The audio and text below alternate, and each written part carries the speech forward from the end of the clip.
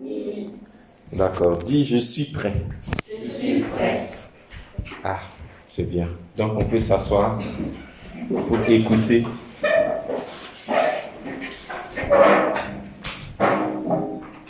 Merci Seigneur pour ce moment favorable.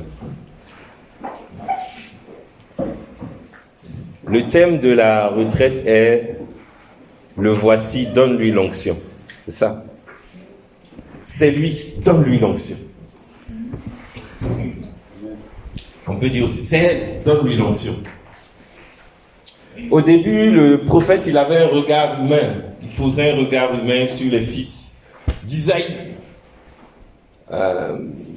Dieu l'a envoyé oindre un des fils d'Isaïe, Jephthé, et il voit l'aîné vraiment, Amon, c'est un costaud, un beau gars bien taillé. Et puis il dit, ah, certainement c'est lui. Et le Seigneur lui dit dans son cœur, non, c'est pas lui que j'ai choisi. Vous n'avez pas de quoi noter. Voilà. Bon, il dit, c'est pas lui. Et on fait passer tous les fils là. Et puis après on dit, mais t'as pas un autre là, t'as pas un autre fils. Il dit, ah ouais, il y a le petit là. Apparemment un enfant hors mariage comme ça, dont il n'est pas fier, un petit, voilà. Comme on dit, c'est un tocard quoi. On ne s'attendait pas trop à lui. Et pourtant Dieu l'avait localisé. Et c'est lui que Dieu avait choisi.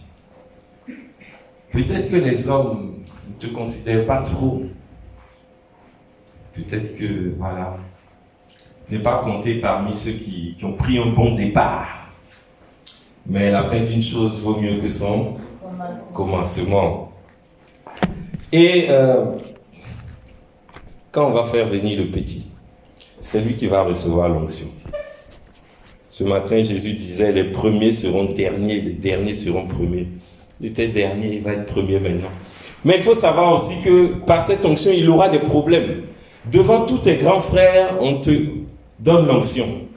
Mais dès que l'onction est finie, là, et petit, il faut retourner avec les bêtes. Et peut-être même que ça aurait été plus sage que l'onction se fasse discrètement. Parce que ça va lui causer des ennuis.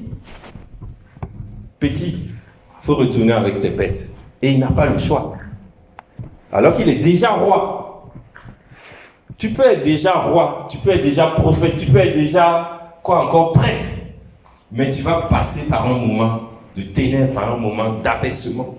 Et peut-être que tu es dans ce moment-là, dans un trou noir. Mais on sait que tout commence par le noir. Tout commence... il y eut un soir, il y eut un matin, dit la Bible, premier jour. Donc ça commence d'abord par les abaissements. Ça commence d'abord en bas, et puis après ça monte. C'est le Fils de Dieu, c'est lui qui était en haut, et puis il descend. Et puis après il remonte. Mais sinon nous, ça doit commencer par le bas. Amen. Et donc nous allons prendre ce chemin-là aussi du bas pour remonter. Et aujourd'hui j'aimerais vous parler des tentes. J'ai choisi le mot tente, qui est un synonyme de tabernacle, qui est un autre synonyme de hutte. Parce que vous appelez tabernacle de gloire. Et c'est bon de savoir, comme dit Sainte Thérèse d'Avila, le secret de la sainteté, c'est la connaissance de soi. Pas comme dans les loges et tout ça où on dit connais-toi et toi-même et tu connaîtras les dieux et l'univers. Non. C'est la connaissance de soi sous le regard de Dieu. Quelle est mon identité sous le regard de Dieu? Quelle identité Dieu me donne? Et comme vous avez reçu prophétiquement tabernacle de gloire, on va voir c'est quoi tabernacle de gloire. Et ça n'a pas commencé avec vous. Il y a eu des gens qui ont fait des tentes dans l'histoire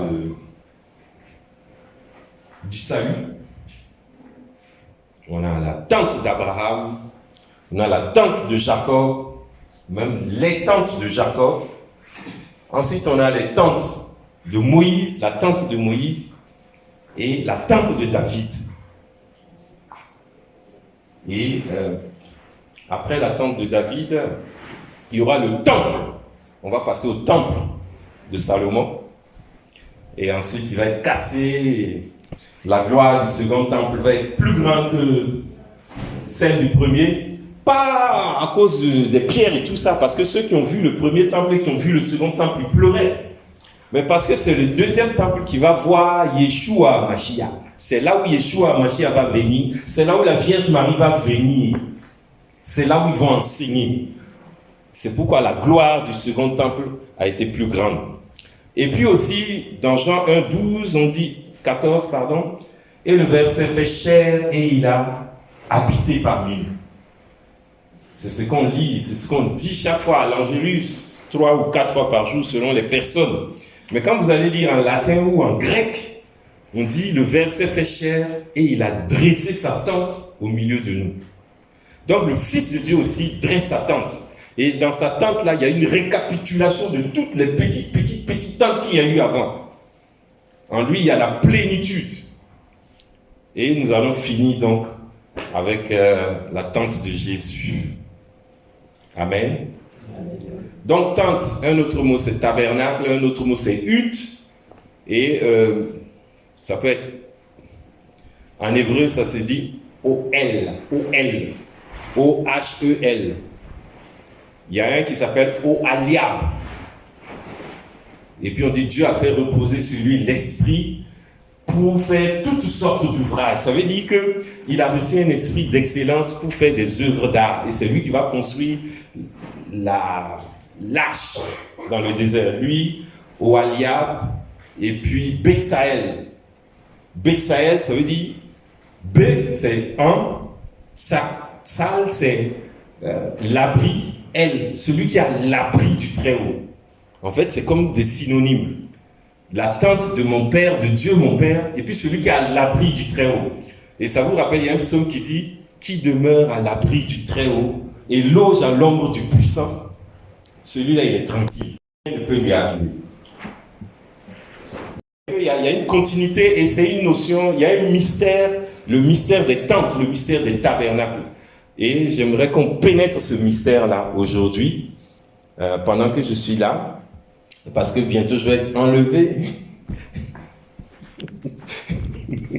Pas dans la gloire du ciel, mais l'Esprit va me prendre, me jeter quelque part. Vous savez que quand Élie a été enlevé, et puis Élisée est reparti avec l'onction, les autres ont dit, on va envoyer 50 pour chercher Élie. Peut-être que l'Esprit l'a pris, le déposé quelque part, et puis il est tombé quelque part. Donc, aller le fouiller. Et puis, ils sont allés chercher 3 jours, ils ne l'ont pas trouvé. Élisée leur a dit, non, laissez, c'est fini, il est parti déjà. Bon. Alors, donc, je vous propose de faire un petit parcours. Parce que qu'est-ce qui fait la tente? Dans la tente, qu'est-ce qu'il y a? Dans la tente, il y a un autel. En fait, la tente est là pour couvrir l'autel. Et d'où viennent les autels? Pour trouver d'où viennent les autels, l'autel vient du désir de l'homme d'être en communion avec Dieu. Et ce désir a habité le cœur de l'homme depuis toujours.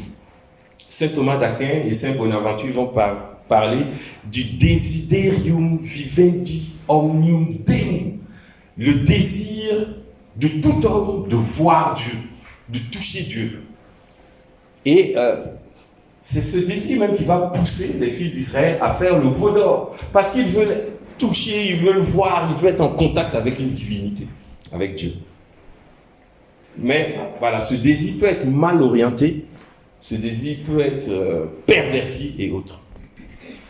Et quand Dieu crée l'homme, il le place au jardin d'Éden.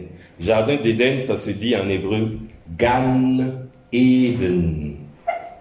Gan, G-A-N-E, si vous voulez, Eden, E-D-E-N. E aussi, pour ne pas dire Eden. Gan Eden, ça veut dire jardin de merveille. Le jardin d'Éden, ça veut dire jardin de merveille. C'est un jardin merveilleux. Puisque c'est normal que ce soit merveilleux parce que c'est Dieu. C'est Dieu qui a créé, qui a tout mis. Et ça s'étendait un peu d'Israël, le Liban, en descendant. La grande partie était en Afrique. Soudan, Éthiopie, tout ça en montant. Voilà. le jardin d'Éden. C'était balèze. Et en ce temps, il n'y avait pas encore la dérive des continents. C'était un bloc. En géographie, on sait ça, non? Chaque année, les continents s'écartent les uns des autres. Avant, c'était tout un bloc. Et c'était cette partie-là. Et qu'est-ce qui va se passer? L'épreuve de la liberté. L'homme communiquait avec Dieu directement. Voilà, un face-to-face, un talk-to-talk. On se voit face à face, on se parle direct. Et Dieu a donné des consignes à l'homme. Bon, on se pose la question, est-ce que c'est à l'homme garçon ou aux deux? Apparemment, dans le récit, c'est à l'homme viril. Voilà. Et c'est pourquoi la femme va se laisser prendre, parce qu'elle n'était pas là quand Adam recevait le commandement. D'autres disent non, tous les deux étaient là. Bon, on peut discuter. Mais ce qui est sûr, ils ne vont pas bien utiliser leur liberté. Parce que la liberté, normalement, c'est la capacité de choisir le bien. C'est pas de faire, je veux faire ce que je veux, non. La liberté chrétienne, la liberté biblique, c'est la capacité à choisir le bien.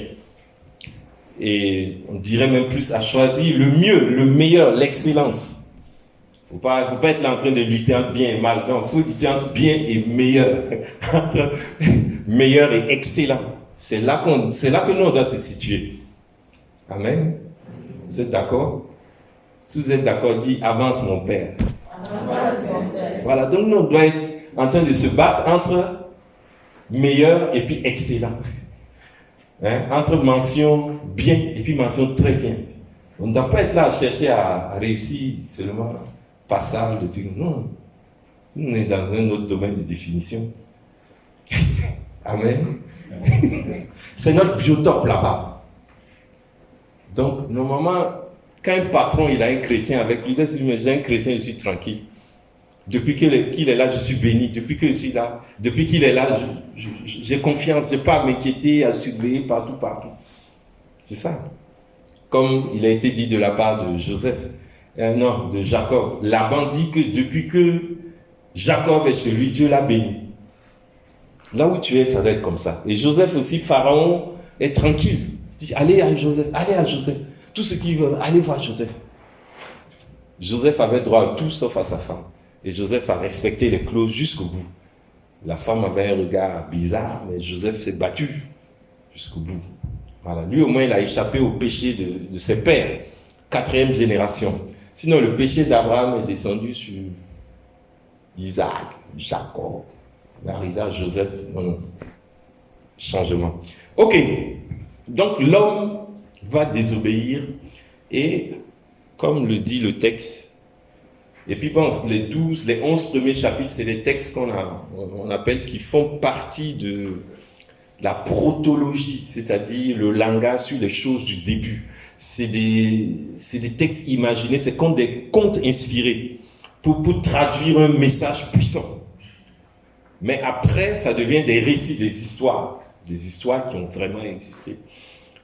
Et donc, l'homme va être chassé du jardin et on va mettre des chérubins pour fermer la porte du jardin de merveille. Ça veut dire, et ce jardin symbolise aussi la présence de Dieu, la tente de Dieu. Et donc, pour entrer en communion avec Dieu, comment on fait? Il va falloir passer par des autels. Des autels.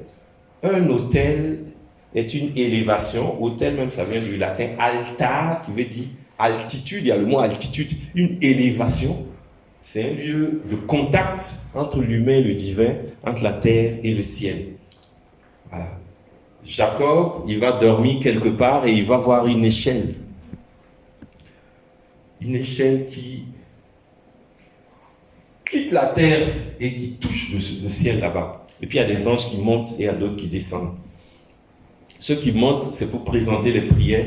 Ceux qui descendent, c'est pour apporter l'exaucement. Et il s'est dit, waouh, Dieu était là et puis moi je ne savais pas. Et puis il se lève, il fait un autel. Et puis qu'est-ce qu'il va faire? Il va faire une pierre, là, il va oindre la pierre. Il dit, waouh. Et puis il va changer le nom de la ville. La ville s'appelait Lutz. Et il va appeler la ville Beth-El, la maison de Dieu. Et c'était une ville où il y avait beaucoup de perversité, de saleté, d'impureté, tout. Et lui, il va donner un nouveau nom. Ça veut dire que là où tu es, parce que toi tu es là, ça doit changer. Tu dois impacter le lieu par l'onction de Dieu qui est en toi et qui habite en toi et qui t'accompagne. Et non l'influence du lieu qui va te déterminer, non. Et donc, les hôtels, c'est ça, c'est une porte qu'on crée dans la relation avec Dieu. Tu dois faire de ton lit un hôtel. Tu dois faire de ta table d'études un hôtel, un lieu où tu rencontres Dieu. Tu dois faire de ta douche un hôtel. Tu dois faire de ta moto un hôtel. Tu dois faire de tes habits même des hôtels. Tu mets l'habit, tu t'assois, tu te couches sur ton lit, si tu es en prière. Ça veut dire que tu ne peux pas faire n'importe quoi. Tu es un homme, tu es une femme consacrée à Dieu par le baptême. Tu es mon fils, tu es ma fille, moi aujourd'hui. Je t'ai engendré. Wow. Et donc, Abraham, on va le voir, c'est le gars qui bâtit des hôtels partout. Partout où il est, il bâtit. Il a ses défauts, mais il a aussi ses qualités. C'est notre père. Et on doit honorer les pères. Mais il faut savoir que les pères ne sont pas sans tâche. Mais, bon, ils sont pères. On doit les honorer. Je vous donne un exemple d'un défaut d'Abraham. Comme ça, quand vous allez voir les défauts de vos parents, vous allez dire, c'est pas grave. Parce qu'il y en a qui se fixent sur le défaut de leurs parents, qui s'arrêtent. Alors que les parents, ils ont un peu quelque chose comme on appelle une immunité parentale. Si tu regardes le défaut de tes parents, tu ne vas pas décoller. Tu ne vas pas décoller.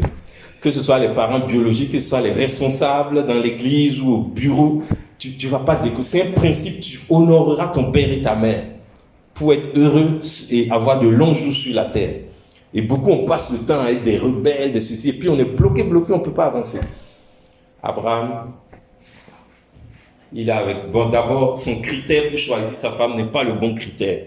Il choisit Sarah parce qu'elle est belle. Ce n'est pas un critère pour choisir une femme. Ce n'est pas la beauté extérieure. C'est une communion spirituelle qui doit... Tu sens qu'avec elle, on peut bâtir quelque chose. Et il y a deux types de femmes. Il y a les femmes qui sont des fêteuses et il y a des femmes qui sont des bâtisseuses. Il faut choisir les bâtisseuses. Pas celles qui sont là pour la fête, machin, c'est brave.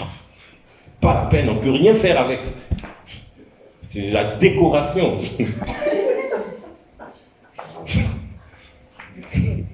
Choisis parce que tu peux bâtir quelque chose avec elle. Si vous êtes d'accord avec moi, dites continue mon père. Vous êtes vraiment d'accord, hein? Vous allez tenir compte de ces critères. Donc, il prend Sarah, et puis il a tous les problèmes. Et puis il n'y a pas d'enfant. Et puis Sarah, une servante. Le gars, il commence à guetter la servante. Et puis on va nous dire, non, c'est Sarah qui lui a dit, va avec la servante. Et lui aussi, il va avec. Non, les gars, soyons sérieux, ça ne marche pas. Quelle est cette femme-là? Les femmes d'avant, les femmes d'aujourd'hui, quelle est cette femme-là qui va accepter que tu es avec sa servante? La preuve, c'est que quand elle va être enceinte maintenant, elle va dire, faut la virer. Et c'est là aussi, on voit aussi l'erreur d'Abraham. C'est ta femme aussi. Et puis elle a ton enfant. Abraham, c'était un chef d'entreprise. Il avait plus de 300 hommes à son service. Et c'était comme un milliardaire aujourd'hui. Il avait beaucoup de bêtes, des têtes. Il va donner une gourde d'eau. Et puis quoi? Un pain. Et puis il va le dire, allez-y. Mais quand même. Là, il doit dire 10 personnes l'accompagnent. On lui donne 100 chèvres comme ça. Et puis on va avec de l'eau. C'est son fils. Et puis c'est sa deuxième femme. Vous voyez comment il va être peine, il va être méchant envers cette femme-là. Alors qu'ils ont fait les love ensemble. Quelle ingratitude.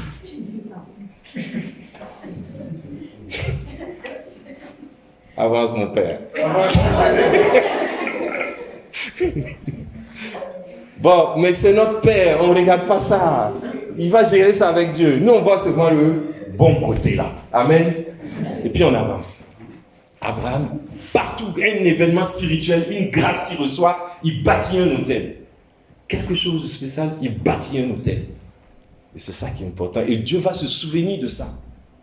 Et on va aller dans la tente. Parce que la tente, c'est comme les fétiches là. Le gars qui va prendre le canari, il va pas mettre ça ailleurs. Il va mettre ça dans un lieu sûr, à côté de son lit, dans un coin caché. Ou bien la ceinture que le gars va te donner là, tu vas mettre ça ici. Tu mets pas ça n'importe comment. Ou bien c'est le bracelet. Voilà. Ces gens-là même peuvent nous enseigner comment on doit marcher avec Dieu.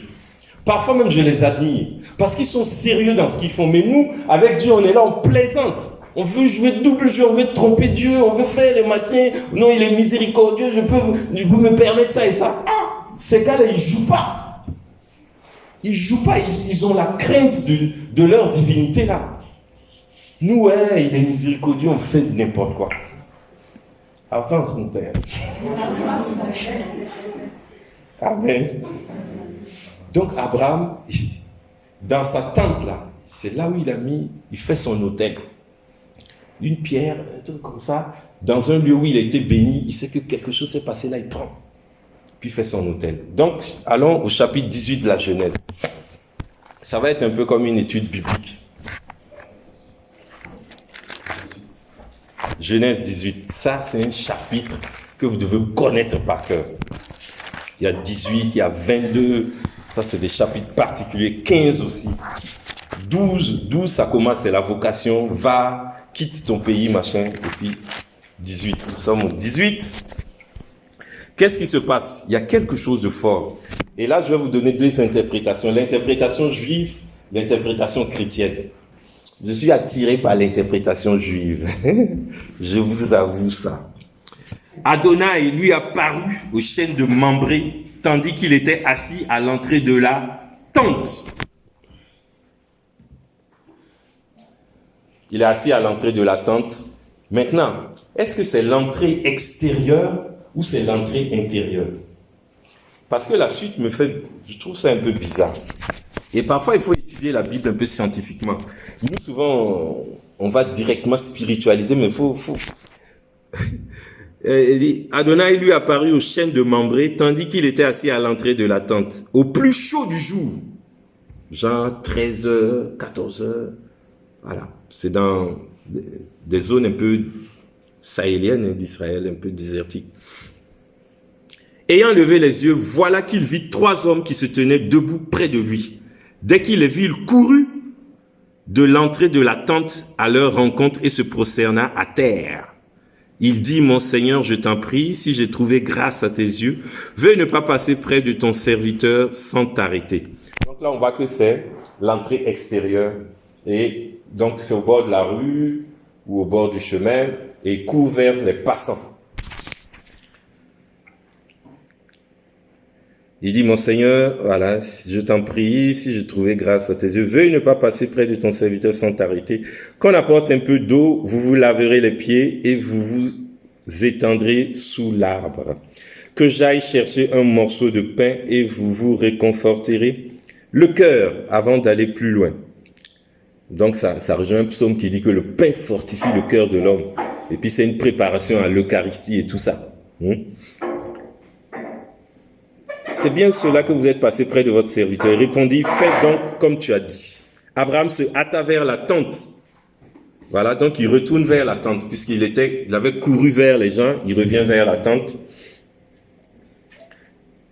Auprès de Sarah. Ah, elle aussi, elle est là. La jolie, la Miss. Et dit, prends vite 3 boisseaux de farine, de fleurs de farine, pétris et fais des galettes. Puis Abraham courut. Ah, il court, hein, il a quel âge? Il n'a pas encore dit. Bon, il courut au troupeau et prit un veau tendre. Et bon, il le donna au serviteur qui se hâta de le préparer. Il prit du caillé, du lait, le veau qu'il avait apprêté et le plaça le tout devant eux. Ils se tenaient debout près d'eux, sous l'arbre, et ils mangèrent. Voilà. Normalement, cette icône-là n'est pas complète. Il y a un endroit où on voit Abraham arrêté. Et il a servi les 3, et puis lui, il est arrêté, manger. Voilà. Mais il y a un petit détail que j'aime faire remarquer, qui est intéressant. Prenez au chapitre 17, là, verset 27. ou bien verset 26. Juste un peu avant cette histoire, qu'est-ce qui s'est passé? Parce qu'on voit un Abraham athlétique, hein? Tac, tac, tac, tac, il est là. Tac, tac, tac, tac, il est là. Tac, tac, tac, tac, il est là. Qu'est-ce qui se passe? Lorsqu'Abraham eut atteint 99 ans, Adonai lui apparut et lui dit, je suis El Shaddai. Tu vois, verset 26. 17. Voilà. C'est-à-dire des versets avant le. Voilà. 6 jours même furent circoncis.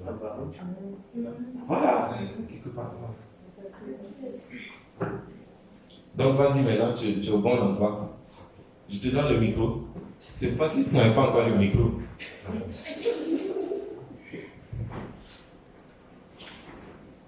Et tous les hommes de sa maison, 26. Là, c'est 26. ce jour même furent circoncis Abraham et son fils Ismaël, et tous les hommes de sa maison, enfants de la maison ou acquis d'un étranger à prix d'argent, furent circoncis avec lui. Voilà. Ça tombe bien, tu nous avais dit quel âge il avait. Il avait quel âge? 99 ans. Un gars de 99 ans. Et là, il vient d'être circoncis. Et imaginez, le lendemain ou 2 jours après, le gars est assis devant sa tente à l'heure la plus chaude du jour. Bon, vous ne connaissez pas la circoncision. Et puis des gens passent. Et puis, il est là. Il va tuer ici. Il va prendre là. Il va dire à Sarah, fais ça. Il envoie une pause. Tu ne veux pas que c'est fantastique? Parce que quand tu as ça là, ça peut même se coller. Quand ça se colle là, c'est dur. Tu portes le boubou là, et puis tu fais des choses en douce. Là, le gars, on a effacé tous ses péchés là. Il a montré beaucoup d'amour. Et puis il y a un autre détail. Chez les Juifs, on dit Adonai lui a paru aux chaînes de Mambré. Il y a point. En fait, il n'y avait pas point dans l'ancien temps. Ça dit, c'est écrit comme ça, et puis on revient à la ligne. Parce qu'en ce temps, on ne connaissait pas point. Non seulement on ne connaissait pas point, mais on ne connaissait pas séparer les mots. Donc tout était collé en bloc. On pouvait revenir en ligne. C'était comme ça jusqu'au 15e siècle même. C'est maintenant, on fait un mot, on fait espace, et puis on écrit un autre mot. En bloc. Donc, les Juifs disent, en fait, Abraham, il est assis, il a une vision de Dieu, et il est avec Dieu. Et puis, paf, il voit des pauvres gars qui passent. Et puis, il dit à Dieu, attends, je vais m'occuper des gens qui passent, ils ont peut-être soif. Il laisse Dieu, il laisse sa vision, son extase, pour s'occuper des pauvres gens qui passent. Ça, c'est l'interprétation juive. Pour nous, catholiques, on dit, en fait, Dieu lui est apparu, mais c'est ça l'apparition de Dieu là. Les 3 personnes là. Et nous, on dit c'est la Trinité et tout ça. Non. Mais chez les Juifs, disent non. Il avait une vision de Dieu. Il était en conversation de Dieu. Et il a vu des pauvres qui étaient là. Et il a laissé tomber. Dieu dit, pardon, toi tu es bon, toi tu n'as pas de problème. Je vais m'occuper des 3 qui passent là. Peut-être ils ont soif, peut-être ils sont fatigués. Je reviens. Il a garé Dieu pour s'occuper. Vous voyez, l'interprétation juive, c'est ce qu'ils disent. Mais nous, bon, on voit que Dieu, là, en fait, ce sont les 3, là. Bon, ça se rejoint, hein. Tu aimeras Dieu de tout ton cœur et ton prochain comme toi-même. Voilà, ce gars-là, il est fort. Donc, ça fait que, bon, on oublie tous ces péchés. Donc, faites de grandes choses pour Dieu. Hein, il y a le pasteur Moïse Mbié, là. Vous le connaissez, non? Vous aimez écouter ses sons. Il y a... Ou bien des chants comme ça. Il est fidèle. Bon, lui dit, il faut faire de folie pour Dieu. Il faut aimer Dieu. Il faut faire des choses comme ça pour Dieu. Gratuitement. Et plus tu fais ça, plus Dieu va t'aimer. Il va s'attacher à toi. Il va te combler même. Donc, ne mettez pas des freins quand tu sens que Dieu te dit, fais un truc. Voilà. Il faut être prêt à faire des folies comme ça pour Dieu. Amen. Vous êtes d'accord? D'accord. Donc Sarah, elle était dans la tente. Abraham était à l'entrée. Abraham va vers les gens. Il les invite. Il dit, si j'ai trouvé grâce à vos yeux, donc veuillez passer. Donc ça veut dire que les gens même n'avaient pas C'était pas leur destination chez Abraham. C'est comme s'ils passaient, quoi. C'est pas comme pour David, c'était localisé depuis toujours. En fait, tu peux saisir la grâce quand elle passe. Tu peux saisir. Avant, on priait beaucoup pour que le miracle se produise. Aujourd'hui, il y a des lois, puis tu déclenches le miracle. Et c'est ça qu'on va apprendre. Ça vous intéresse? Oui. Voilà, déclencher. Un exemple pour déclencher le miracle, c'est d'oublier la souffrance de ton corps. Abraham, il va laisser tomber sa plaie, il va laisser tomber la chaleur du jour, il va s'oublier lui-même pour se mettre au service de l'autre. Il va laisser tomber même la douceur de la vision avec Dieu. Dimanche, vous étiez à la messe, non? Pour tout chrétien, c'est évident. Voilà. Même si la veille, c'était l'Assomption et vous êtes allé. Dimanche encore, vous êtes allé. Il y en a qui m'ont dit, oh, je t'ai déjà dit hier. C'est pas la même chose. Je dois aller encore. La Cananéenne qui cherchait un miracle pour sa fille. Jésus l'écoute même pas. Elle insiste. Et ça fait mal aux oreilles des disciples. Les disciples disent, bon, il faut l'exaucer pour nous laisser en paix, quoi. C'est même pas des intercesseurs, parce que les intercesseurs, ils supplient, ils disent, ah, il souffre, fait quelque chose. Ils disent, non, elle nous casse les tympans, là. Et puis Jésus s'arrête. Il dit, non, je ne suis pas venu pour vous. Moi, c'est pour les fils d'Israël. Il dit, mais... Et puis il dit, il ne faut pas jeter la nourriture des enfants aux petits chiens. Donc il a vraiment cassé. Je ne sais pas si c'est Rakiré ou bien c'est quoi. Voilà. Hein? Ceux qui ne sont pas moussis, plaisanterie à quoi, parenté, voilà. Et puis la femme est très intelligente, et puis elle sait ce qu'elle veut. Elle dit, mais les petits chiens prennent ce qui tombe de la table. Elle veut dire, cette femme-là, elle a pris la dernière place. Elle a pris la place sous la table. Elle s'est mise sous la table. Comme les petits chiens.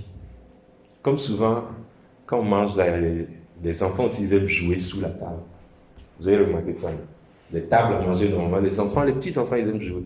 C'est pourquoi Jésus dit, si vous n'avez pas un cœur d'enfant, vous n'entrerez pas dans le royaume. Elle a la dernière place là. Le boss est là. À côté, il y a les premiers ministres, machin, et puis ça diminue jusqu'au bout là-bas. Elle n'est même pas sur la table, elle est sous la table. Personne ne va se battre pour lui prendre cette place-là. Et là, elle déclenche le miracle. Jésus qui jouait au dur, il n'entend pas, il n'est pas venu pour elle, il s'arrête, il craque. Voilà, elle déclenche le miracle. Et puis, elle reçoit, Jésus tombe KO d'elle. Il dit, waouh, j'ai jamais vu. Voilà comment elle déclenche le miracle.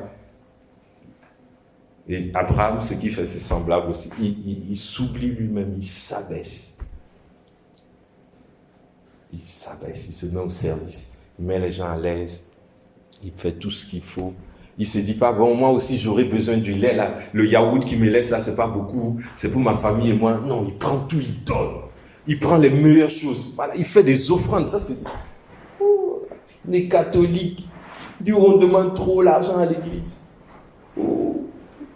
Premier dimanche, quête pour les séminaristes. Encore eux. Encore une quête. Ah, vraiment, on est devenus comme des protestants. Alors qu'une des raisons pour laquelle Luther avait fait la réforme, c'est qu'il y avait trop de quêtes. Et nous, on a laissé tomber les quêtes. Et maintenant, ils ont pris maintenant les dîmes. Les dîmes, les offrandes libres, les offrandes salées, les offrandes parfumées, les offrandes qui glissent là, voilà. Mais il faut qu'on découvre ça, c'est pour notre bien. Quand tu donnes, Dieu te redonne le plus. Donc Abraham va mettre Dieu à l'aise. Il va mettre ces trois-là à l'aise. Il va les mettre vraiment à l'aise. Il va s'en occuper. S'oublier soi-même. Quitter le moi, l'ego, pour s'occuper de l'autre. Ça déclenche le miracle. Et voilà la suite des miracles. Les miracles vont être les suivants.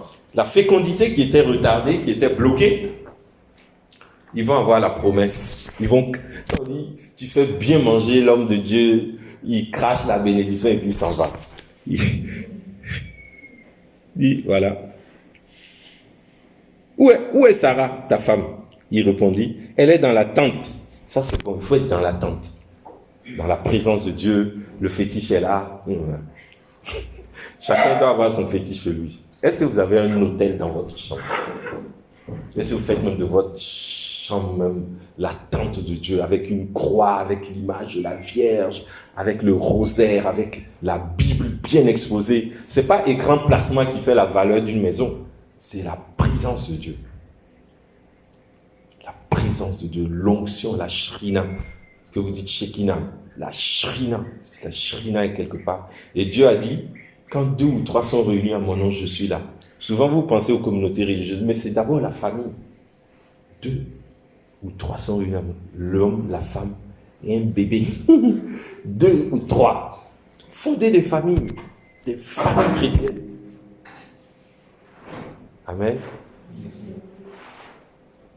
Oh, je pensais que c'était un garçon qui est derrière là, et puis Flora le regardait. Puis j'ai dit, mais voilà, eux deux là même sont déjà connectés.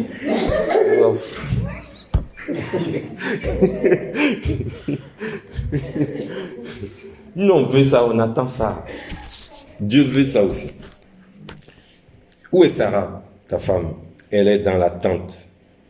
Lot dit, ça dit celui que tu accueilles.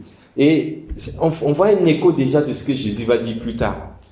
C'est Jean même, Jean le disciple dans son évangile, Jean chapitre 1er, verset 12. À ceux qui l'ont reçu, il a donné le pouvoir de devenir enfant de Dieu, à ceux qui l'ont accueilli. Et là, Abraham est en train d'accueillir Dieu. Dieu va lui donner des attributs incroyables. Marthe et Marie, ils accueillaient Jésus chez eux. Et il y a les bénédictions. Voilà maintenant la promesse. Elle est dans la tente. Lot dit, je reviendrai vers toi l'an prochain. Alors ta femme, Sarah, aura un fils. Voilà. La tente d'Abraham, c'est une tente de fécondité. Une tente de charité. Et la charité, c'est le... Voilà. Tout passera, mais c'est la charité qui restera. À la fin, on va être pesé pour voir quelle masse de charité tu as. Essaie de voir, le soir avant de dormir, quel acte de charité tu as posé dans la journée. Ça doit être ça, ton examen de conscience avant de dormir. Un amour gratuit que tu as manifesté envers quelqu'un, envers Dieu.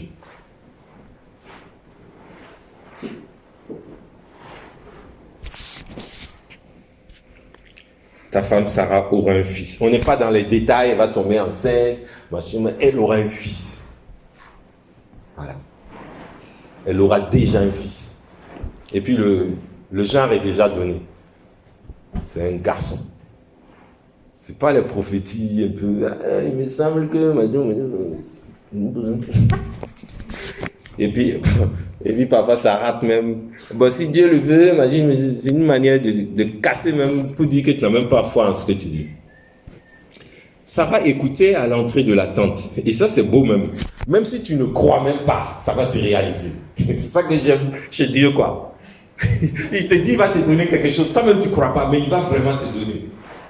Zacharie aussi, pareil, il n'a pas cru. Mais Dieu lui a donné.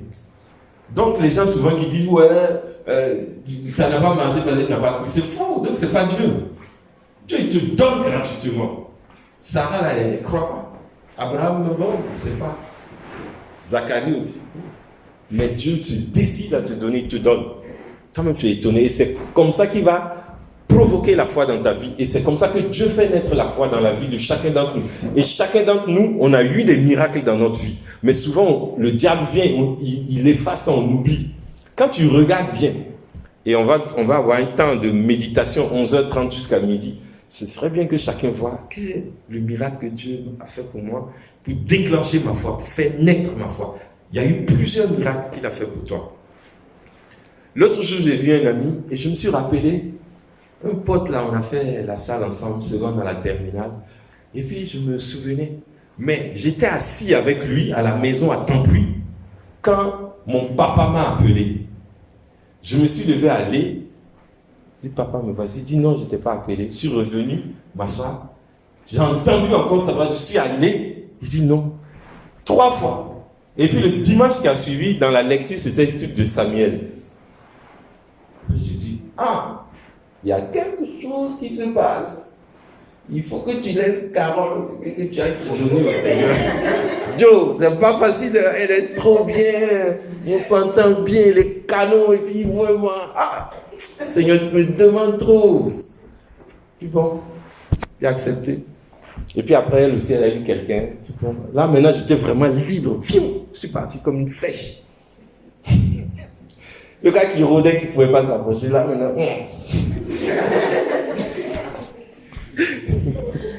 Amen. Dieu a fait des miracles. Mais il faut essayer de creuser faire mémoire. Parce que quand tu fais mémoire, un secret aussi, comment David faisait pour composer les psaumes. Bon, il y a des événements parfois qui l'ont poussé à composer des psaumes. Mais à des fois, il cherche l'onction et l'onction ne vient pas. Qu'est-ce qu'il fait? Il prend un vieux psaume qu'il a déjà composé, il chante. Et puis pendant qu'il chante, l'onction vient. Et puis il y a un nouveau qui naît. Donc il faut faire mémoire, comme on dit chez nous, il faut t'asseoir sur l'ancienne natte pour tisser la nouvelle natte. Proverbe africain. Il ne faut pas jeter l'ancienne natte. Tu t'assois là-dessus pour tisser la nouvelle natte. Donc il faut souvent faire mémoire des actions, des merveilles de Dieu dans ta vie. Et ça va activer de nouvelles merveilles.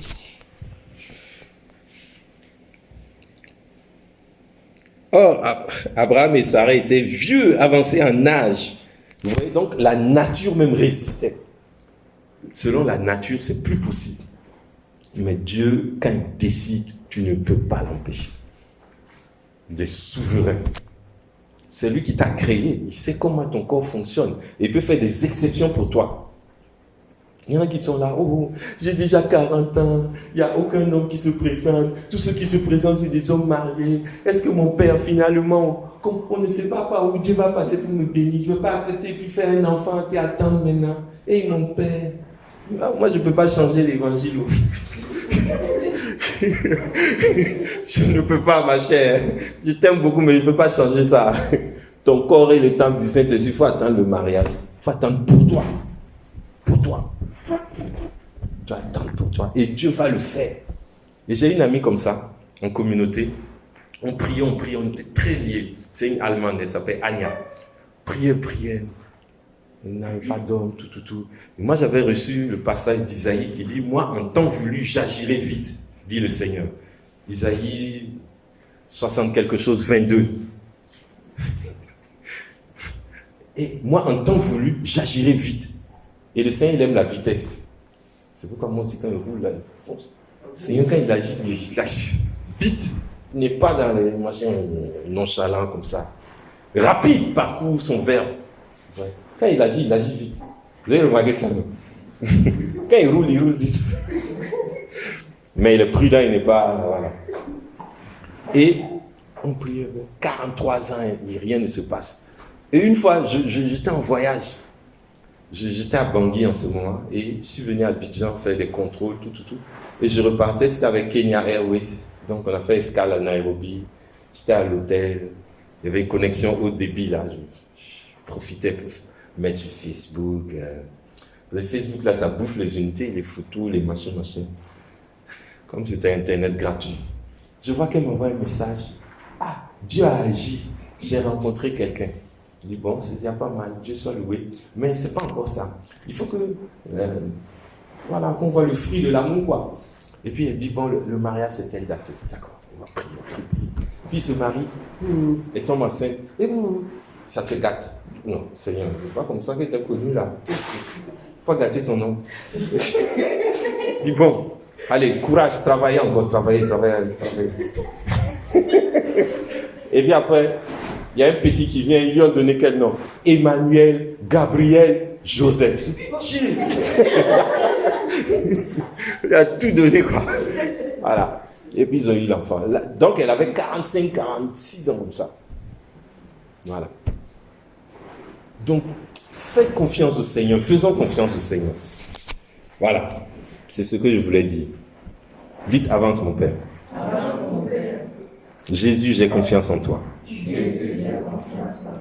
Or, Abraham et Sarah étaient vieux, avancé en âge et Sarah avait cessé d'avoir ce qu'ont les femmes, ménopause, dépassé même la ménopause, il n'y a plus rien même, c'est sec, voilà. Abraham, il avait même les quoi, bouffées de chaleur, c'est ce que vous dites, à un certain âge, il y a des bouffées de chaleur. Nous on parle de ça en riant, mais c'est chaud. Il y a d'autres, même la tension s'élève. Quand elle commence à penser à son âge, l'horloge biologique. C'est pas ça. Horloge biologique. Non, vous les hommes, vous connaissez pas ça. Vous êtes toujours opérationnel. Et puis ça vient. Mais nous là, il y a une limite. Mais Dieu là, il peut dépasser cette limite. Et puis il ne faut pas être complexé. Beaucoup se laissent complexer. Je suis une femme, soit je ne suis pas mariée. Et puis bon, elle sent comme si elle est une demi-femme. Ou bien elle est mariée, elle n'a pas d'enfant. Elle se sent comme si elle est une demi-femme. Tu es une femme. Une femme. Une femme. Et ta dignité est là. Ce n'est pas l'enfant, ce n'est pas l'homme qui va te donner ta dignité. Ta dignité, c'est parce que tu es enfant de Dieu. Et que l'amour de Dieu repose sur toi. Et tu as des talents. Et puis souvent, les femmes aussi sont méchantes entre elles. Tu vas voir, une femme, parce qu'elle est mariée, elle n'a pas d'enfant, ou bien parce qu'elle n'est pas mariée, les autres ne vont pas la respecter, les autres femmes ne vont pas la respecter. Je connais une qui était là, elle était médecin. Les petites infirmières là se foutent d'elle parce qu'elle n'est pas mariée et elle n'a pas d'enfant. Donc comme elle était complexée, si c'était moi là, professionnel, on est là pour travailler, on n'est pas là en famille. Tu fais ton travail. Voilà, on est là pour travailler, on n'est pas là pour dire qui est marié, qui n'est pas marié. On est là pour travailler, on doit donner des résultats. Et moi, je donne mes résultats. Je suis compétent dans mon domaine. C'est ça. Il ne faut pas déplacer les problèmes. Mais il y a une sensibilité quand tu parles de ce côté. Alors que Dieu, c'est ce côté-là qu'il cherche même pour te bénir. Regardez l'eunuque éthiopien. Il est dans le char, il est en train de lire le prophète Isaïe. Dieu prépare l'homme de Dieu là-bas. Dieu le prend et puis le jette. Onction d'accélération sur la route. Et puis le gars il approche du char. Le gars est en train de lire Isaïe. Et puis qu'est-ce qu'il est en train de lire Isaïe? Et la partie dit quoi? Sa postérité qui la racontera. Lui, il est eunuque qui n'a pas de postérité. C'est ce mot-là. Quand il lit ça, ça le touche. Et c'est là où Dieu l'attend. Dieu lui donne rendez-vous. Donc c'est là où tu es blessé, là où tu as un problème, là, c'est là que Dieu t'attend pour te donner son amour. Heureux es-tu, heureuse es-tu si tu as un côté comme ça. Et chacun, on a un petit côté qui nous fait mal, on a honte. Ce truc-là, je fais tout, je déclare, je proclame, je lis, mais c'est toujours là. Je fais tout. C'est là que Dieu t'attend pour te bénir. Dieu t'attend là. Et l'homme de Dieu monte dans le char et puis le gars, il reçoit l'esprit et puis il descend, il reçoit le baptême. Il part, il est transformé. Qui peut lui dire qu'il n'a pas de postérité? Nous sommes des enfants spirituels de ce eunuque-là. C'est un Africain, c'est un Éthiopien. Nous sommes sa descendance dans la foi. Et actuellement, il est au ciel, il nous regarde, il est fier. Il ne faut pas se laisser intimider, il ne faut pas laisser des petits trucs, tomber dans une frustration. Le diable se sert de ça. Dans beaucoup de cas en démonologie, beaucoup de cas de possession, tout ça, c'est des frustrations, c'est des péchés répétés, c'est des portes qu'on ouvre à l'ennemi. Il ne faut pas laisser la frustration ou bien un complexe te dominer. Non. La parole de Dieu qui est ta référence. Isaïe 43, verset 15. Tu as du prix à mes yeux et je t'aime. Le Seigneur te dit qu'il t'aime. Il t'aime tel que tu es aujourd'hui. Il n'attend pas que tu deviennes sainte, il n'attend pas que tu deviennes autre pour t'aimer. Il t'aime comme ça. Il te prend en main et il va te transformer, il va t'arranger. Toi-même, tu seras étonné. Souvent, moi, je remarque ça. Je vois les petites filles là qui viennent. Elles ne sont même pas très propres comme ça. Là. Elles viennent aspirantes. Quand elles rentrent, et puis tu vois, avec le temps, elles commencent à faire adoration. Et puis les sœurs là, leur montrent les choses. Ah, au bout de 2 ans, 3 ans, tu dis, ah, mais vraiment, Jésus a fait quelque chose. Voilà, le Seigneur travaille, il améliore. Donc, accueille l'amour de Dieu aujourd'hui. Alors, nous sommes encore dans l'attente d'Abraham. et on doit aller aussi dans la tente de Jacob. Là-bas, il y a beaucoup de choses aussi. Donc, dans la tente d'Abraham, la charité, l'oubli de soi, la dernière place et la fécondité au détriment des lois de la nature. Parce qu'il n'y a pas quelque chose que Dieu ne peut pas faire. Même quand toi-même tu ne crois pas, il peut le faire. Donc c'est encore mieux quand tu crois. Il peut faire encore davantage. Jésus est venu une fois chez lui, les gens ne croyaient pas trop, mais il a quand même fait des miracles en imposant. Alors quand il a fait les miracles à distance, tout là, il a fallu qu'il touche. Mais il a fait quand même.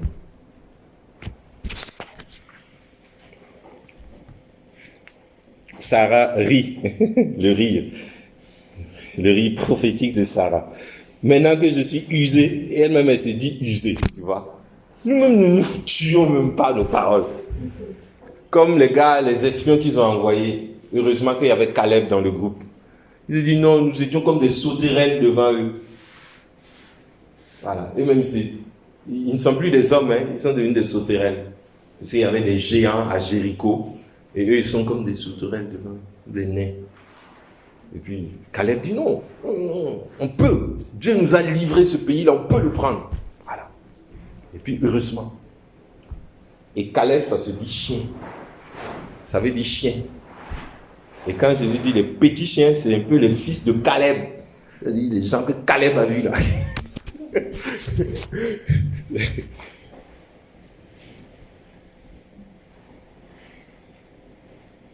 Pourquoi Sarah a-t-elle ri? Dieu, il cause, hein, il aime causer, il parle. Est-ce que vous entendez souvent sa voix? Si vous n'entendez pas, là, vous me faites peur. Hein. Il y a ceux qui disent qu'ils entendent tout le temps et eux aussi me font peur. Mais si vous dites que vous n'avez jamais entendu, ça me fait peur. C'est celui qui vous a parlé au moins une fois. Il vous a montré une image, plusieurs fois même vous a parlé. Moi, là, il me parle beaucoup quand il dort. Si c'est que c'est là, il peut me parler en clair. Sinon, peut mélanger mes pensées ou bien mon oiseau avec la colombe de l'Esprit Saint.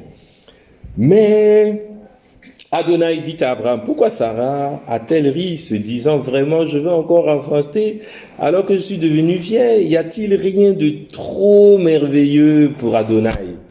Adonai te ramène au jardin d'Éden, au jardin des merveilles. Il fait de ta vie un jardin des merveilles. Si tu scelles une alliance avec lui.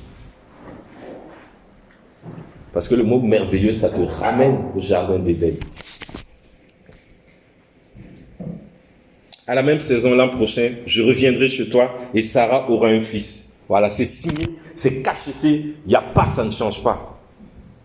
Dieu tape sur la table, dit, voilà, je confirme. C'est pas quelqu'un de versatile qui change d'avis parce que toi tu as douté, parce que toi tu n'es pas au point. Non, c'est Dieu, c'est Dieu. C'est Dieu, c'est pas un homme. Et puis Sarah, je n'ai pas ri, dit-elle, car elle avait peur. Et le Seigneur lui dit, si, tu as ri. Les hommes se levèrent de là et se dirigeaient vers Sodome. Abraham marchait avec eux pour les reconduire. Et puis bon, Abraham va devenir leur ami. Et ils vont dire, on ne va pas cacher à Abraham ce qu'on veut faire. Ils vont lui dire, et grâce à Abraham, Lot sera sauvé, etc., etc. C'est clair pour la tente d'Abraham. C'est l'alliance, l'autel, voilà, qu'il érige. Et la charité, c'est comme le bois que tu mets dans le feu divin. Le renoncement à toi-même, l'humilité, l'abaissement, voilà, pour servir. Voilà, il a la plaie, il fait chaud, il est fatigué, mais quand même, il se rend disponible pour servir. C'est magnifique. Et regardez son âge, c'est magnifique. C'est magnifique.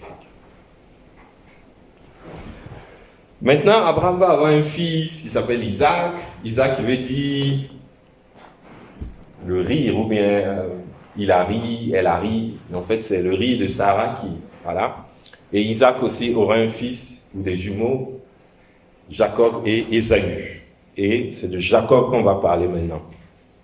D'entrée de jeu, Jacob fait partie des hommes que j'apprécie beaucoup parce qu'il y a deux types d'hommes sur la terre.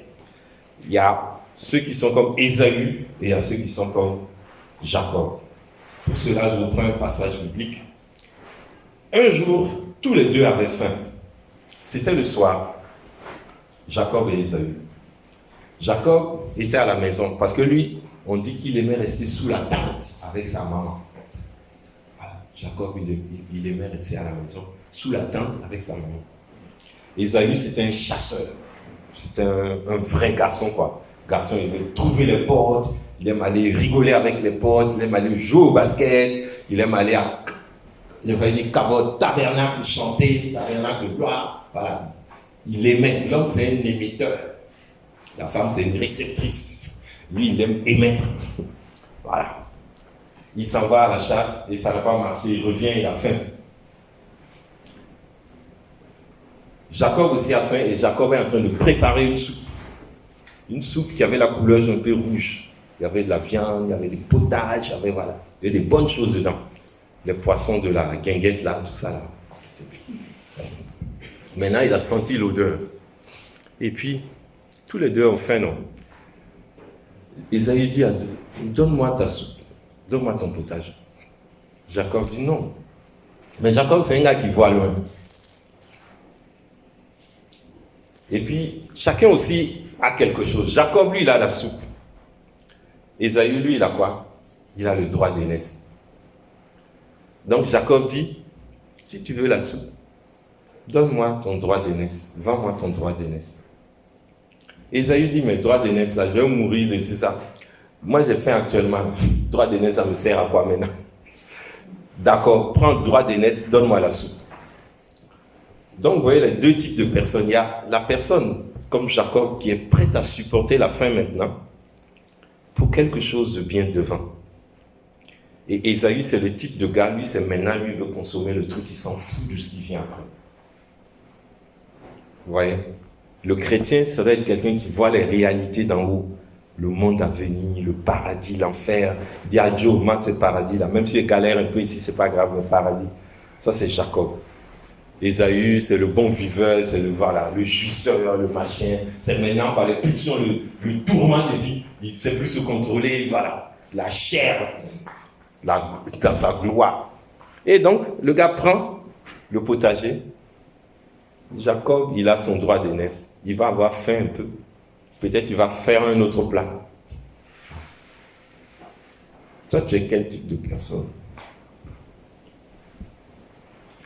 Ce sera une occasion de méditation. Et nous avançons maintenant. Ça, c'est, ils sont encore jeunes. Et après, quand le papa va devoir mourir, donc Jacob aura la bénédiction. Sa maman va faire la Vierge Marie, et puis, on va le déguiser. On va prendre, comme le Christ a pris sur lui nos péchés, et puis il va recevoir la bénédiction. Maintenant, quand l'autre, c'est Ancien Testament, il n'y a pas beaucoup. Bénédiction, là, c'est pas beaucoup. Le premier, là, il prend, et puis on donne le reste aux autres. Le premier prend, il double pas, et puis les autres, là, bon, ils se contentent de ce qui reste. Si par exemple, il y a 100 millions, le premier, il prend combien? Ben, ça dépend du nombre d'enfants. S'il y a 100 millions, et puis s'il y a 10 millions, et puis ils sont 10 là. Aujourd'hui, on va dire chacun 1 million, non? Donc, l'aîné, là, on va lui donner peut-être 2 millions. Il ne double pas. Et puis les autres, on va leur donner même pas 1, quoi. Voilà. Allons donc dans Genèse 31. On va faire la Bible sur terrain. Là, c'est Jacob qui a grandi, qui est allé chercher femme. Il est allé chez Laban, comme on doit se marier dans la famille. Chez eux, c'est comme ça, l'argent doit rester dans la famille, la bénédiction, tout ça. Il ne faut pas aller marier les païens. Donc, il y a un cousin lointain de papa qui est là-bas et il a des filles. Donc, on dit, il faut aller là-bas. Et il arrive, ses yeux, il flash sur Rachel. Lui aussi va faire l'erreur. Parce que Rachel, elle était canon, elle avait des yeux spéciaux là. Et puis on dit les yeux de Léa étaient éteints. Il n'y a pas de lumière dedans. Il y a des gens qui les regardent, c'est comme s'ils dorment là, voilà. Mais c'est Rachel que lui va aimer. Et on fait tout. On dit, bon, si tu veux Rachel, tu dois travailler 7 ans. Est-ce qu'il y a quelqu'un qui s'appelle Rachel ici? Personne. Rachel, c'est ma maman, c'est la maman de Joseph. Et il fait tout. Il travaille les 7 ans. Au bout des 7 ans, on doit lui donner Rachel. Mais la nuit du mariage, on fait rentrer Léa. Parce que Léa est l'aînée. comme un peu en Afrique, on ne peut pas marier la petite sœur et puis la grande sœur est là. Donc on lui donne. Comme Jacob aussi, c'est un gars il aime rouler les gens dans la farine. Il y a un qui dit, le gars il a vu que c'est pas là, mais il voulait profiter de la nuit. Et puis le matin, il va dire, ouf, vous m'avez trompé, donc donnez-moi. Et le matin, il dit, il n'y a pas vrai. Il faut lire la Bible comme ça. Là, c'est intéressant. Quand tu dis ça, tu n'as pas besoin de regarder, comment ça s'appelle le truc là? Gold, mais c'est quoi? Les feuilletons Novelas TV. Il y a un feuilleton sénégalais là, Gold, c'est quoi? Golden. Ah, c'est bien, Golden. Dans la Bible, c'est intéressant, il y a plus que ça même. Donc, le matin, on dit non, Joe, ça ne marche pas. Tu as commencé, tu vas jusqu'au bout, c'est ta femme pour toujours. Si tu veux l'autre, tu dois encore travailler 7 ans. Bon, le gars dit, il réfléchit, il dit, bon, d'accord. Non, madame, je veux les deux. Ça, c'est un péché. Non, maman, comment quelqu'un va prendre les deux sœurs? C'est un péché. Donc, le gars va pousser du 7 ans encore. Et il a maintenant celle qu'il aime. Et quand il a celle qu'il aime, il commence à aller avec elle et il a un fils. Bon, d'abord, il n'a pas de fils parce qu'elle est stérile. Et puis, elle donne la servante. Vous voyez, le même péché qu'Abraham. Donne la servante. Et puis, bon. Zilpa, les machins. Donc, finalement, le gars, il a 4 femmes, en fait. Chaque femme avec sa servante. Et puis, finalement, Dieu a pitié de Rachel. Et puis, il va avoir Joseph. Et le nom Joseph veut dire, tu as enlevé ma honte. Joseph, c'est le gars qui vient enlever ta honte. Je suis là pour enlever ta honte. Amen. Et puis, non seulement ça veut dire, il y a 2 sens. Enlever la honte et puis, il va multiplier. Que Dieu m'en donne encore un autre. Amen. C'est ce que la maman dit. Donc, Yosef, ça veut dire ajouter. Ou bien enlever la honte. Enlever la honte et puis ajouter un autre enfant. Donc, on va enlever la honte là et puis ajouter encore. Et quand Joseph naît, il y a des enfants comme ça, ils t'apportent la bénédiction. Jacob se rend compte, du coup, il dit, mais qu'est-ce que je fais ici? Je suis là en train d'enrichir quelqu'un, mais moi aussi, je suis un garçon. Je dois aller faire ma maison, faire ma tente, voilà, continuer aussi, m'occuper de ma famille. Et donc, il veut quitter la maison de Laban. Laban n'est pas d'accord. Laban dit, non, tu ne bouges pas. Depuis que tu es là, Dieu m'a béni. Nous, Dieu ne te laisse pas partir. Et ça va être comme ça pour vous. Là où vous êtes là, on ne va pas vouloir vous laisser partir. Dans ton lieu de travail, dans machin. Tu te dis, mais ce gars-là, non, on dit. Zouvienne, c'est ça, non? En Dagara. Zouvienne. J'ai un ami qui s'appelle Zoubéviel, parce qu'il est né en 74, il y avait la famine. Donc c'est pas Zoubéviel. Il n'a pas la chance. D'accord. Il dit, mon gars, il faut prier pour enlever l'intensité du nom là sur toi. Non, c'est pas bon. Donc, Jacob dit, non, mais quand même, il faut que je parte. Et il fait son coup. Et il part une nuit. Il ramasse sa femme. Et puis, il s'en va. Mais il y a une de ces femmes qui prend les fétiches de son papa. Venu aussi. Vous voyez les Juifs là, ils avaient des fétiches aussi. Laban, il avait des fétiches. Donc, Rachel va voler les fétiches de papa. Et puis, donc, le matin, Laban, il a une double pète. Il a perdu le gars qui lui a apporté bénédiction. Il a perdu aussi ses fétiches. Bon, triple même, il a perdu ses filles. Il ne va plus voir ses filles tous les jours. Et ses petits-enfants qu'il aimait. Les papis, là, ils aiment leurs petits-enfants. Hein, bien. Donc, c'est un choc pour Laban. Laban même se met maintenant à la poursuite de Jacob. Et il est en colère. Voilà. Mais Dieu lui parle la nuit. Jacob apprit que les fils de Laban disaient, bon, ça c'est... Donc on est au 31, verset 22. On va aller jusqu'au verset 22. Mais vous pourrez lire tous ces chapitres, c'est intéressant. Au lieu de regarder Novelas, les films bizarres du Nigeria, là, vous lisez ça. Le 3e jour, et puis vous voyez, 3e jour, ça fait déjà une onction de Pâques, quoi. Résurrection, un truc comme ça. Le 3e jour, on apprit à Laban que Jacob s'était enfui. Il prit ses frères avec lui, le poursuivit 7 jours. Ça veut dire une plénitude de temps. 7 jours du chemin et l'atteignit au mont Galaad. Dieu visita Laban, l'araméen, dans une vision nocturne et lui dit, voilà, quand tu es dans la tente de Jacob, voici ce qui arrive à ceux qui te cherchent du mal. Qu'est-ce qui va se passer? Dieu va lui parler, Dieu le visite la nuit et dit, garde-toi de dire à Jacob quoi que ce soit. Tu es fâché, tu es comme ça là. Dieu lui dit, attention, si tu touches à la main, tu vas avoir chaud avec moi. Vous voyez ça?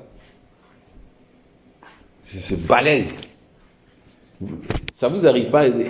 Quelqu'un est fâché contre vous, il cherche et puis vous priez seulement, ça se calme. Garde-toi de dire quoi que ce soit. Voilà. Laban rejoignit Jacob qui avait planté sa tente. Vous voyez? Dans la montagne, et Laban planta sa tente au mont Galaad. Tente contre tente. Il avait planté sa tente, il avait fait un hôtel, il avait déjà recommencé à louer son Dieu. Donc vous voyez, la tente de Jacob. Dites avec moi, je vais planter ma tente. Amen. Et dans la tente, qu'est-ce qu'il y a? Il y a l'autel. L'autel, c'est la connexion avec Dieu. Et notre Dieu, c'est un Dieu de connexion, de déconnexion et de reconnexion. Il y a des fois, il te connecte avec des personnes, il te connecte avec des lieux. Après, il te déconnecte. Là, il va déconnecter Jacob avec le lieu, avec Laban. Et il se révèle à toi, il te comble. Et après, il peut vous reconnecter. Moi, il y a 3 ou 4 jours, il y a une amie que j'ai perdue de vue. On a vécu en Autriche ensemble, 2004 à 2008. Et on étudiait ensemble, on était tous des Africains qui cherchent à servir le Seigneur. Mais lui, il est d'origine tunisienne, donc il est blanc. Son papa est tunisien, sa maman est autrichienne. Donc lui, il est blanc. Mais on était 2 Africains. Africain blanc, Africain noir. Et puis voilà, il y a une semaine, reconnexion. Et puis, on a commencé à tchatcher, voilà. Comme si on ne s'était même pas perdu de vue. Et Jacob, il va vivre une déconnexion la nuit, là où il va lutter avec Dieu, là. Voilà. Donc vous aussi, ne vous attachez pas à quelque chose si ce n'est pas à Dieu. Voilà. Dieu peut te mettre dans un coin, il t'enlève, il te remet ailleurs, voilà. Il fait comme il veut. Non, on le suit seulement. Là-bas, dit à Jacob, qu'as-tu fait? J'ai tellement parlé que le micro est fini. Il faut changer le truc.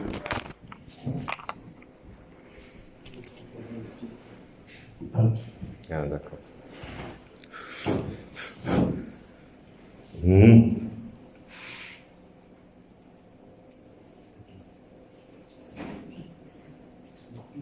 La nuit passée, Dieu m'a dit, garde-toi de dire à Jacob quoi que ce soit. Maintenant, tu es parti parce que tu languissais tellement après la maison de ton père. Mais pourquoi as-tu volé mes dieux? Pourquoi as-tu volé mes dieux? Jacob dit non, c'est pas lui. Tu peux fouiller mes affaires. Et ils ont fouillé, rien. Donc là-bas, quand même, il est étonné. Alors que c'est Rachel qui avait pris caché. Bon. Donc ça, c'est le premier élément de l'attente de Jacob. Premier élément de l'attente de Jacob. Dieu parle à ton ennemi. Dieu parle à celui qui veut te faire du mal. Il ne fait que parler et il calme la situation. Amen. Donc il n'y a pas eu de palabre. Ils se sont vus, ils ont parlé tranquillement et puis c'est fini. Maintenant nous allons dans Nombre 24. Nombre 24. Surtout au verset 5. On va aller vite parce que l'heure approche. Il me reste 10 minutes. C'est bon? Merci. Nombre 24. Nombre.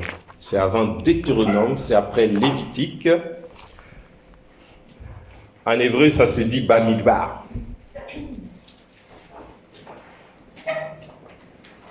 Voilà, Bamidbar, ça veut dire dans le désert. Ce qui se passe dans le désert. Nombre 24. qu'est-ce qui se passe? Je résume l'histoire. L'histoire est très simple.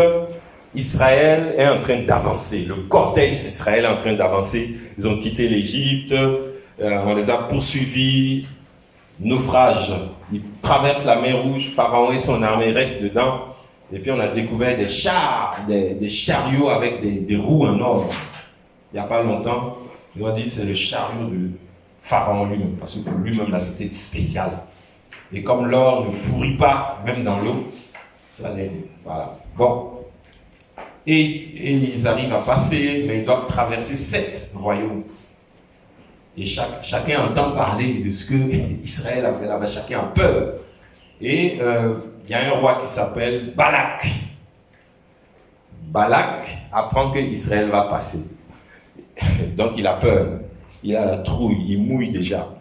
Et puis, il sait aussi qu'il y a un voyant qu'on appelle, en hébreu c'est Bilam. En français on dit Balaam.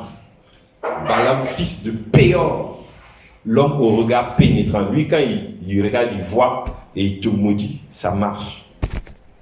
Donc, qu'est-ce qu'il fait Balak? Balak fait venir Balaam et il le paye pour qu'il aille maudire Israël. Comme souvent, certains vont voir un Walkman. Faut gâter. Moi, j'aime Herman le Christ là. Mais il est avec une là. Faut gâter leur amitié là. Voilà. Il fait un truc bizarre, il te donne un petit cheveu, il faut aller toucher. Voilà. Bon, un exemple qui ne s'inspire d'aucune réalité. Et il y en a qui font ça, non? Ou bien, toi tu travailles bien, le patron t'aime.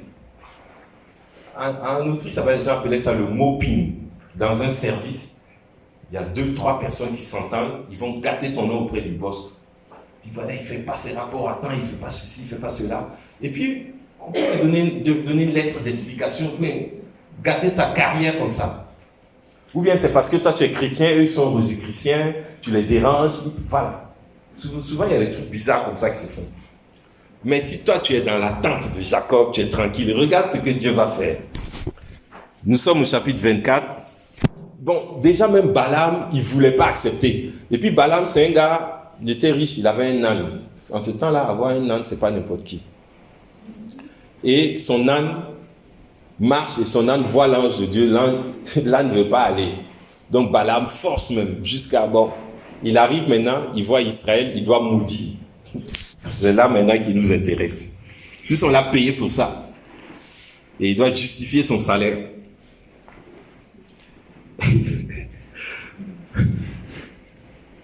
Donc je commence au verset 1er, 24, Nombre 24, 1er. Balaam vit alors que Adonai trouvait bon de bénir Israël. Il n'alla pas comme les autres fois à la recherche de présages, mais il se tourna face au désert. Levant les yeux, Balaam vit Israël établi par tribu.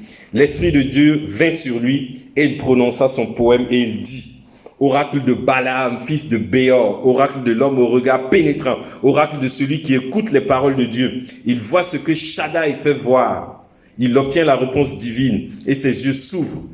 Et voilà maintenant, on l'a envoyé pour maudire, mais ça se transforme en bénédiction. Et il dit: que tes tentes sont belles, Jacob. Waouh! Celui qui était allé pour maudire. Maudire, c'est dire du mal. Mais ça va devenir du bien maintenant. Que tes tentes sont belles, Jacob, et tes demeures, Israël. Comme des vallées qui s'étendent, comme des jardins au bord d'un fleuve, comme des aloès que Adonai a plantés, comme des cèdres auprès des eaux. Un héros grandit dans sa descendance. Il a même déjà vu le Christ. Un héros grandit dans sa descendance. Il domine sur tous les peuples nombreux. Il domine sur des peuples nombreux. Son roi est plus grand qu'Agag. Sa royauté s'élève. Dieu le fait sortir d'Égypte. Il voit déjà qu'il allait avoir la fuite en Égypte. Et ils allaient revenir. Ce gars-là, il est pour lui comme les cornes de buffle. De buffle, en fait, on pouvait prendre aussi, mettre l'onction dedans. C'est-à-dire, c'est lui qui va donner l'onction aux autres. Il a reçu l'onction et il va verser aussi sur les autres. Il dévore le cadavre de ses adversaires. Il leur brise les os. La puissance d'exorcisme de Jésus. Il s'est accroupi. Il s'est couché. Comme un lion, comme une lionne. Qui le fera lever? Béni soit qui le bénit et maudit soit qui te maudit. Voilà. Il a déjà vu même la mort et la résurrection du Christ. Et il dit que tes tentes sont belles, Jacob. Et c'est ça qui nous intéresse. Parce que nous, on est dans le concept de la tente et la tente de Jacob. Et là, on ne dit pas une tente, mais on dit les tentes de Jacob. Parce que Israël, Jacob, il aura l'autre nom qui est Israël. Et de lui, il aura les 12. Et Joseph va se dessaisir. Il va enlever son nom et il va mettre le nom de ses 2 fils, Benjamin et Manassé. Non, Ephraïm et Manassé, voilà. Et Benjamin, c'est son petit frère. Joseph, il va s'oublier lui-même pour ses 2 fils. Donc, ces 2 fils sont 2 demi-tribus, ça fait une tribu. C'est pourquoi quand on voit les 12 tribus, là, il y a 13 noms et il n'y a pas le nom de Joseph parce que Joseph s'efface pour que ces 2 fils prennent. Et ces 2 fils, chacun a une demi-tribu. Quand vous comptez souvent, peut-être vous vous êtes dit, mais c'est bizarre, c'est 13. Non. Voilà. Mais Joseph va revenir et c'est lui qui aura l'enfant. Alléluia. Donc, vous voyez ce qui arrive quand on est dans la tente de Jacob. Et chaque tribu a une tente. Donc, quand on dit les tentes de Jacob, en fait, ce sont les tentes de ses fils, les 12 tentes. Voilà, toi aussi tu as droit à ta tente. Pour dire que chacun peut avoir sa tente. Est-ce que tu entretiens ta tente? Comment je peux entretenir ma tente? D'abord, avec Abraham, on a vu l'amour, l'oubli de soi-même, le don de soi-même. Avec Jacob, chez Jacob, ce qu'on voit, c'est pas plus sa vertu à lui-même. Bon, au début, il a frappé fort, visant loin, en acceptant de supporter sa faim. Et puis, c'est un homme aussi qui sait travailler. C'est la vertu du travail qu'on voit chez lui. Et c'est la vertu de celui qui investit pour récolter plus tard.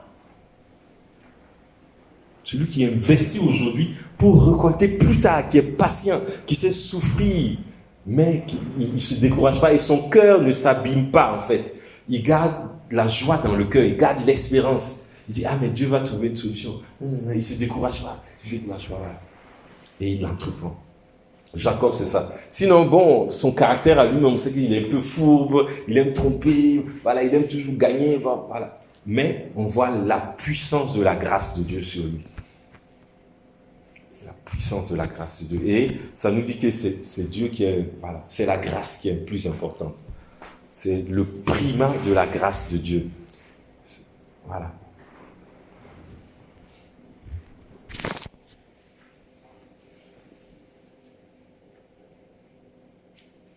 Et Balak se mit en colère contre Balaam. Il frappa des mains et dit à Balaam, je t'avais mandé pour maudire mes ennemis, et voilà que tu les bénis, et par 3 fois. C'est la Trinité ici.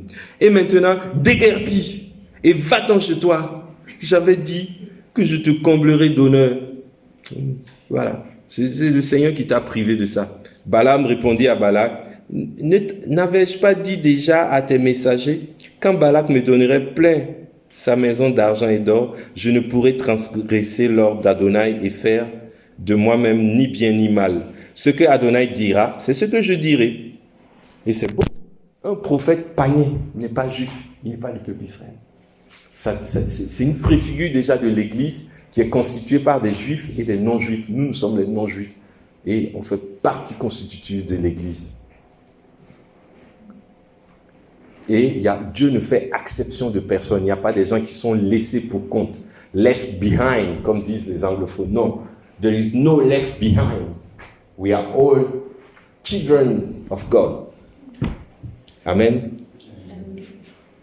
Alors, je ne vais pas faire de prière. Je vais laisser chacun avec la parole de Dieu. On va prendre un temps pour méditer sur ces vérités-là. Nous laisser vraiment pénétrer par l'amour de Dieu et faire mémoire des merveilles de Dieu pour moi et me placer dans cette tente-là. Voilà. Et moi aussi, faire ma tente. Et pour faire sa tente, il y a une offrande, il y a une décision. Je m'appuie sur un événement de grâce et j'ouvre une porte vers Dieu. Voilà. Je sais qu'à ce moment-là, c'est Dieu qui m'a parlé, c'est Dieu qui a agi dans ma vie. Donc, j'ouvre un canal, je me connecte à partir de ça. Vous voyez, il y a beaucoup de Juifs qui ont connu la persécution là, pendant la guerre et qui ont été envoyés dans les camps de concentration. Beaucoup sont morts. Beaucoup aussi ne sont pas morts. Pourquoi ils ne sont pas morts? Ils ont retenu la parole. Il y a d'autres, par exemple, il y a un qui s'appelle Frankl. Lui, il s'est dit, je vais me battre pour rester en vie. Parce que peut-être que ma femme est vivante. Peut-être que mon fils est vivant et il sera content de me retrouver. Il prend un truc positif comme ça et ça le maintient en vie. Il se bat, il souffre, il ne gagne pas à manger, mais il tient bon. Et il a fait une science qu'on appelle la logothérapie. Logo, c'est le logos thérapie. C'est très simple. Il essaie de trouver un point positif. Mais moi, je trouve que c'est comme un hôtel, en fait, qui bâtit. Quelqu'un qui veut se suicider, il pose une question à la personne, mais est-ce que tu penses que personne ne t'aime sur la terre? Le gars, il y a un jour, il a dit, mais il y a ma maman qui m'aime. Puis il dit, mais tu vois, si tu meurs, ta maman va souffrir. Et si tu veux la faire souffrir? Elle dit, c'est pas bon. Mais ma copine m'a abandonné, je veux mourir. Mais pense à ta maman. Puis, ouais, maman ne sera pas contente. Bon, d'accord, je vais vivre. Je renonce à me suicider. Oui. Il cherche un point positif. Et dans la vie spirituelle, c'est ça. Cherche un petit point, une manifestation de Dieu dans ta vie et construis ton hôtel. Et cet hôtel aussi demande un renoncement à quelque chose. Par exemple, toi, tu aimais la bière, tu aimais l'alcool, c'était ton truc. Tu dis, bon Seigneur, je te promets, voilà, d'arrêter ça. Et puis voilà, je t'offre mon cœur, je t'offre, voilà. C'est un renoncement, quelque part. Pour bâtir un hôtel, un événement de grâce, un renoncement et une promesse. Voilà, un renoncement qui est promesse, quoi. Donc, que chacun trouve son événement de grâce. Et puis, on se retrouve à midi pour le chapelet ici. C'est bon de marcher maintenant, on est resté trop longtemps ici. Que le Seigneur nous bénisse et qu'il fasse ce qu'il veut dans notre vie. Amen.